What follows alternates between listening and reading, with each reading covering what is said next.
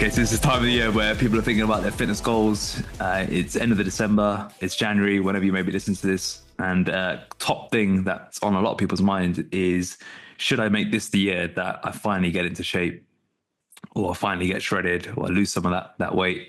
And it's usually triggered because you've had a couple of weeks of bad habits.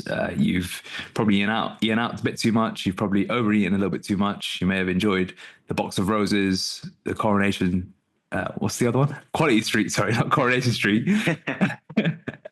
And whatever else that may have entered your mouth. And so I guess the aim of today's episode is why you need to get shredded in 2025 if you've never done it before.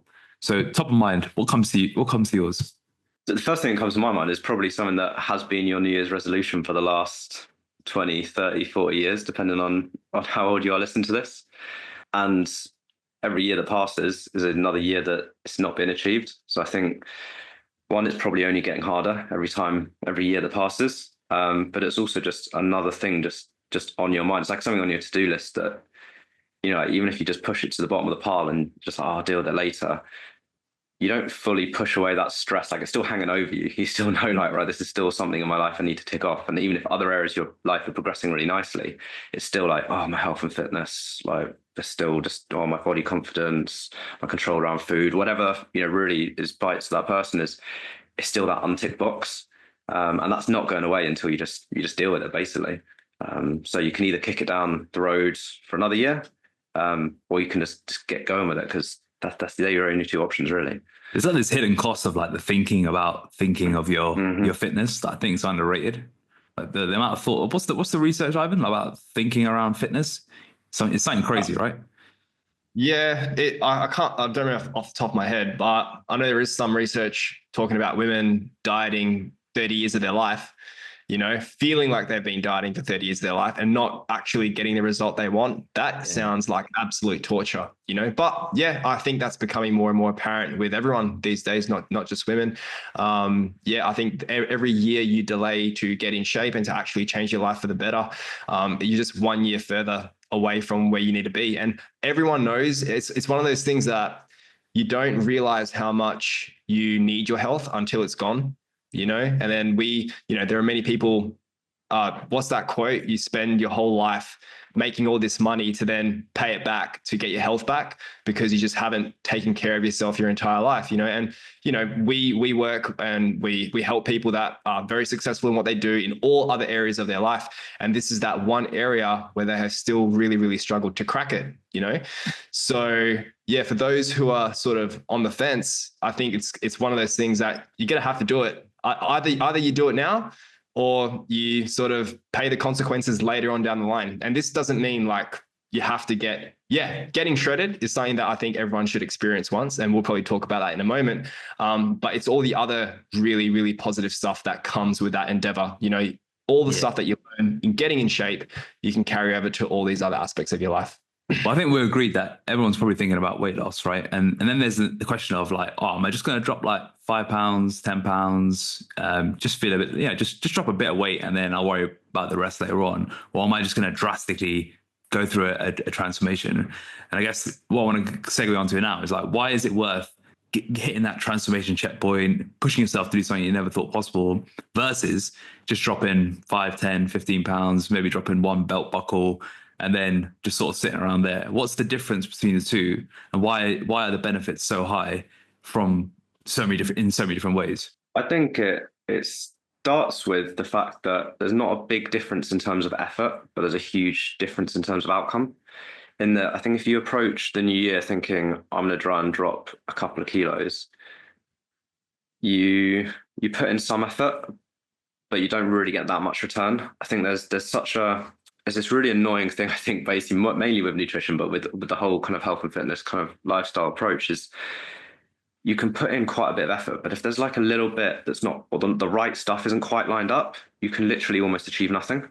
Whereas like if you go in with an all-in kind of mindset, it doesn't mean you have to wipe out everything else, but like you really commit, you make sure that like it's maybe an extra 5% accuracy with your nutrition or something like it's those kind of deviations or kind of changes. But that suddenly makes the change from no progress to basically maximizing progress almost. It's that big of a thing. And it's not like a 5% swing in all areas, but in certain areas like nutritional consistency, nutritional accuracy, those kind of things. And if you're on the wrong side of it, you can feel like you're putting in 90% effort and you're getting back 0 results. You suddenly just put in a bit more effort, and it is more effort, but it's 95% effort or 98% effort.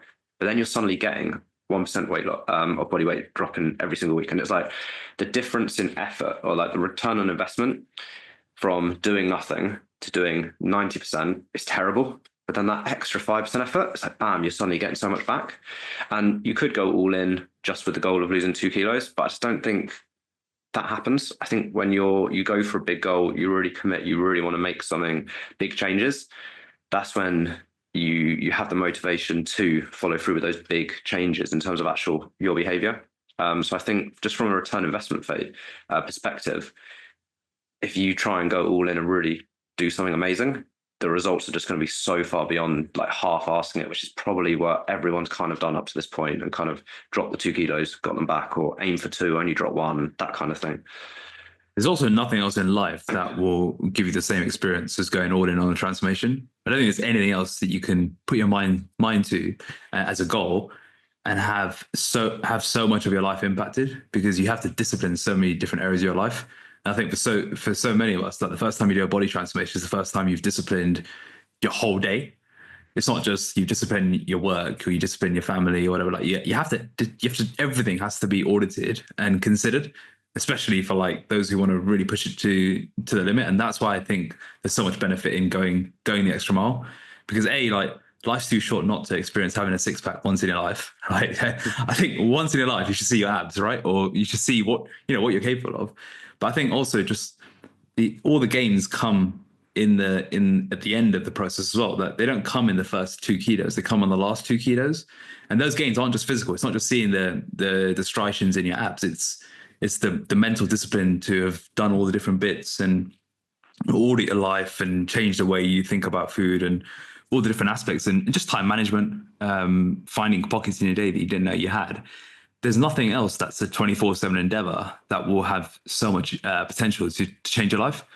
I think just for that very reason, if you can just experience that once in your life, you probably don't need to do it again, as long as you can, of course, figure out how to maintain your results and after. But that once in your life, just do it, and you look at everything else differently. Yeah.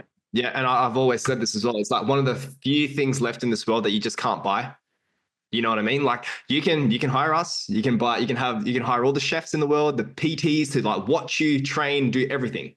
At the end of the day, you are the one who still has to do the work, and there's no escaping that. And I think that is the most beautiful thing about it, because you yourself cannot buy a transformation. It is something that you have to work for yourself. And obviously that's going to look different to every single person, obviously.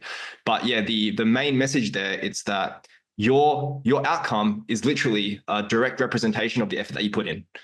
And I think that is a really liberating thing. I think everyone should experience that, because once you have seen what you can do to yourself in that regard and how many factors you actually can control, your benchmark for what is good is just like way higher. And you just hold yourself to a much higher standard across the board, not just with your health and fitness, but with everything else that you do in your life. If you can show that you can put yourself through that, you can put yourself through many, many other things if you apply that same mindset, and I'm not to say that carries over directly to everything else that you do. We know plenty of people who got into really good shape who haven't changed anything in their life. We know that too, but you can still take those same principles, and the confidence you get from that as well is second to none. Like I in my opinion, I think that is the biggest confidence booster you can do for yourself, is do put yourself through that and then see what happens.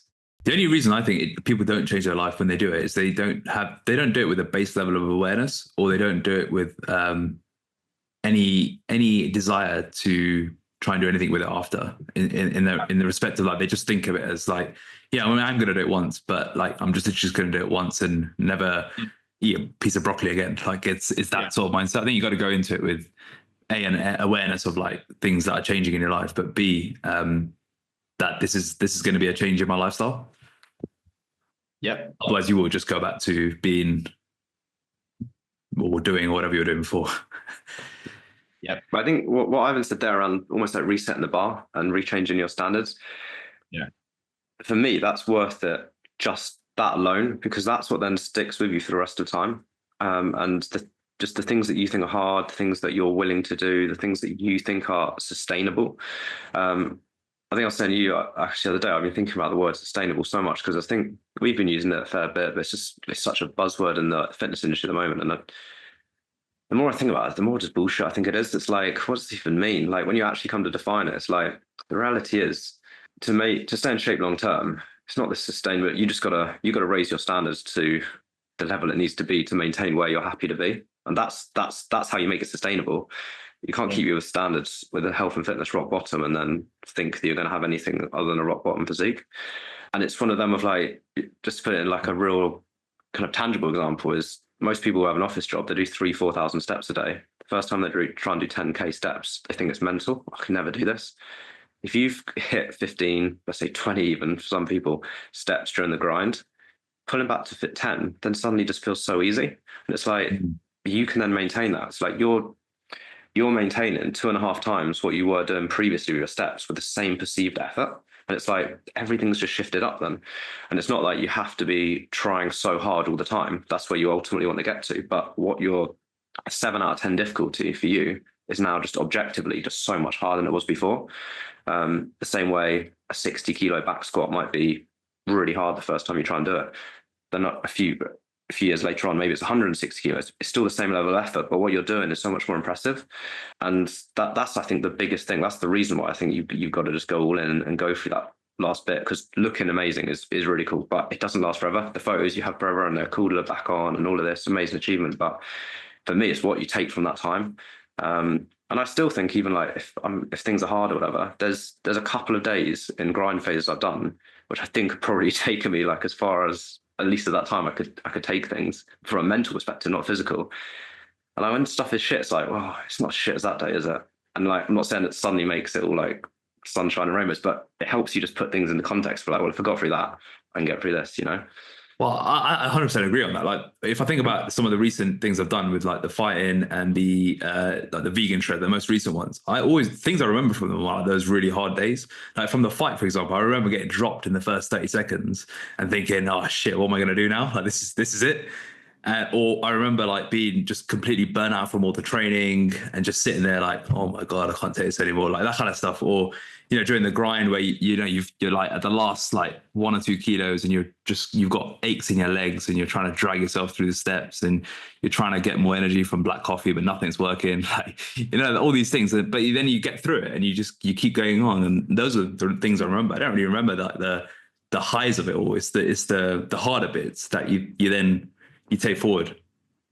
Yeah, it's the stuff that no one sees, right? Yeah. It's the stuff that you do where there's no camera, there's no nothing. It's just you and the no food on the plate. Yeah. And it's being able to sit with that. It's being able to sit with that discomfort because it's one of those endeavors, right? I know all of us love our endurance training now, and don't get me wrong, there are some people doing crazy impressive stuff with their endurance stuff. Like, never take that away from them, but you go for like a massive run, you do a massive event. Oh, you can have all this food. Great. You can refuel all that type of stuff, right? But the biggest issue is how much food can you eat rather than exactly. And that's another issue we probably won't talk about today. But like with the transformation, it's a 24/7 gig. Yeah. 24/7 gig. It's just like you're tired, you're hungry, and suck it up. Yeah. Have to deal with it. And you can do the hunger hacks, you can go the coffee, you can do the diet sodas, but in my opinion, you eventually just have to learn to be like, this is my life for the next whatever time. The only way out is through. The only way out is through. or it's the other way is you quit and you live with that regret and you live with that low it's gonna chips away your self-esteem. That when you quit right at death's door and you sort of take the other way out, like that will sit with you. That is a much more eats you out. That eats you up. Yeah. So be like, because that's not the first time though. Everyone's already got that stacked up because they've already got 30 years. That's happened 30 times already. Yeah. And so like the only way to really get past that and start building that self-belief, that self-confidence, is starting to shift more onto this side. And once you start balancing out and you get more of these times when you didn't bottle it and you did fall through, that's when you have the social proof that you can do it. That's when you start believing it. And that's where we always talk about, like, action has to come before introspection, because you can't think your way into doing something different. You've got to actually just prove it to yourself. Like, social proof's a real thing. That's what makes people believe stuff. You can say all of, like, the best mantras in your head, but, like, till you've proven to yourself, I can actually do something, you're still going to think, you're still not going to back yourself. You're still not going to have that confidence. Well, if you want to listen to us go on about that, the most popular episode that we've ever recorded is called What Mindfulness is Missing. I don't know why that seems to be the most popular, but it seems to get a lot of Google hits. So it's episode 190, and it's called What Mindfulness is Missing. And it's the three of us ranting about this exact thing, and why action seems to be missing in the mindfulness world. But yeah, you can't think your way to a transformation. You have to do it. So I guess we've sold the idea that, losing 5 kilos, losing 10 kilos is fine, but you're probably going to end up at square one. Where you're going to get most of the benefits is just getting to what we call your transformation checkpoint. That may be shredded for some of the guys. It may be a toned stomach with a line down the middle for women. Like, there's levels to it. Depends on your muscularity, depends on a whole host of factors. But you just want to get to the point where you've really maxed out the limits. It needs to be your extreme, whatever that is. Yeah. As long as you've hit that, then you've got all of the non-physical benefits, as well as, obviously the improved health and things from when you started. Now, of course, the challenge is doing this on your own. You're probably not going to know what your extreme is, because everyone quits earlier than that, or they just don't know what their extreme is. Like, a good example, like even for myself, remember last 2 years ago, I said to you guys, I think I'm nearly there. I was like, I think I got 2 more kilos. And I was like, oh shit, like that just reset my standard. I was like, oh shit, I got another way to go. So even for like the experts, they've still got to hire the experts, right? So if you've never even gone near the extremes, you have to, like, at least see a benchmark of what's possible. Otherwise you'll stop as soon as you and be able to do it in a safe way, by the way. Yeah, that's not. Yeah, it's not. We're not talking about just eating lettuce for 12 weeks. Like, it's eating properly, it's training properly, it's moving properly, it's having a lifestyle setup that is conducive for body composition changes. Well, I think what Ed said earlier, remember you were talking about how people are putting in like a ton of effort, that feels like it's like 90%, right? The thing is, though, even if it's 100% effort in the wrong direction, in my opinion, that's even worse, because you're getting no return, but you feel like, oh my God, I'm putting so much effort in. But if you're putting it into like the wrong direction, you're literally just going to end up worse. Well, I think people burn out because of that too. Yeah, but that's also where you start looking for answers. It's like, well, it can't be from the effort I put it. So it's got to be my age. It's got to be hormones. It's got to be whatever condition or this or that. And, then that just takes down a whole nother rabbit hole, and, probably a few more years wasted of spinning wheels with different supplements and things. Or you just accept it and that's it. And you just create this new story in your head. Like, it's just the hormones. Yeah. And, you wear that with a badge of honor. Yeah. It's easy. It's like the guy with the bad back. I would be squatting double body weight, but it's just the old back, isn't it? Like, yeah. We've all been there, haven't we? Okay. Anything else on getting shredded before we switch gears into staying? I just think don't let you not believing you can do it stop you from just doing it. And if it scares you, it probably means you need to do it. Yeah. I think, like, if it scares you, it probably means it's going to be hard, but it also probably means that you really commit. It's going to be one of the best things you do. Don't let previous failures get in the way. Don't let the fear of change get in your way. Don't let the fear of what other people are going to say get in the way. Like, all these things are going to be factors. Yeah, you're going to have to change your lifestyle. It's going to feel a bit scary. You're going to have to wake up a bit earlier. You have to prepare a few meals, like, just all part of it. But it's either that, or it's thinking about your weight for another year. It's thinking about which clothes you can wear. It's wearing black. It's avoiding social events. Yeah, it's avoiding social events, having sex with the lights off. It's not wanting to hug your partner. I mean, there's so many that is what really happens, and is really the cost of not just putting in a year's work. You can be literally unrecognizable in a year's time if you just go all in.